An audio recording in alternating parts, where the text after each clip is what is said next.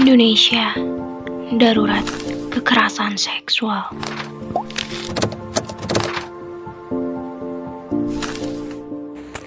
Kekerasan seksual, it's not joke. Indonesia darurat perilaku kekerasan seksual. Kedengarannya menyeramkan, tapi itulah faktanya. Angka kasus kekerasan seksual yang terus saja meningkat. Korban tindak kekerasan tidak mengenal usia dan latar belakang. Mulai dari anak-anak hingga dewasa, laki-laki maupun perempuan. Semuanya berpeluang apabila tidak waspada. Dampak yang ditimbulkan bisa berpengaruh fatal pada kondisi psikologis, fisik, maupun secara sosial. Sialnya, kekerasan seksual secara nyata terus saja terjadi.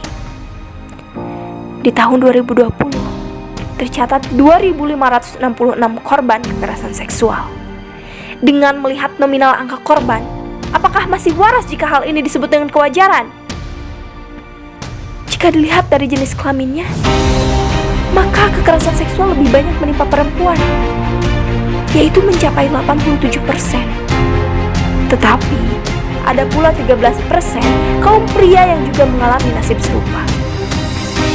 Sederet data tersebut menyiratkan bahwa Indonesia yang dikenal sebagai bangsa yang sopan santun, tetapi ternyata angka kekerasan seksualnya cukup tinggi.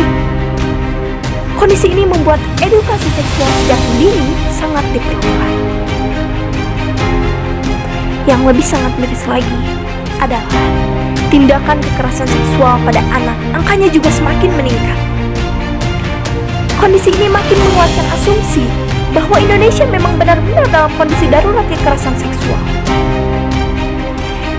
Salah satu penyebab utama semakin tingginya kasus-kasus kekerasan seksual adalah semakin mudahnya akses pornografi di dunia maya.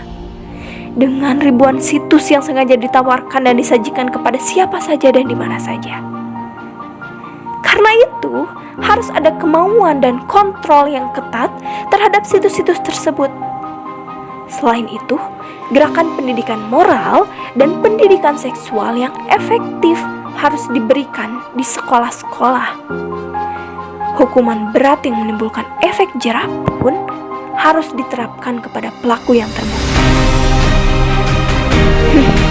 Jika dulu orang tidak berani bicara kekerasan seksual, apalagi tentang pemerkosaan, karena dianggap aib bagi keluarga, but now, jangan ada lagi istilah tutup mulut.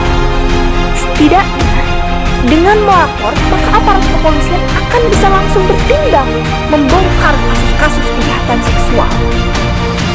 Tidak ada alasan korban untuk bongkar. Rasa takut yang membelenggu, trauma mental yang mendekat, rusak fisik dan terusik, apakah akan didiamkan saja? Ambitious, berani lawan, berani laporkan. Semangat melawan kekerasan seksual.